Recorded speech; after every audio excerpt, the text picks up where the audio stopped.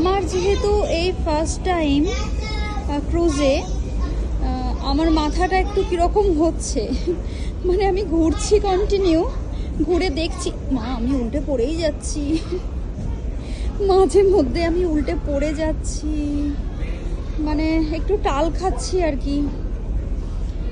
যাই হোক, আর তাছাড়া আমার এমনিতে ঘুম এত কম হয়েছে, আর তার উপর বাড়িতে রান্না বান্না করে তারপর এই ক্রুজে আসা, গোছানো, সব কিছু এতটা প্রেশার হয়ে গেছে যে কি বলবো।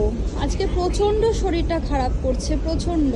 তো এই 11 ঘন্টা জার্নির মধ্যে আমি জাস্ট এই কয়েক ঘন্টা একটু ঘোরাঘুরি করছি, চারিদিকটা দেখছি, আর তারপরে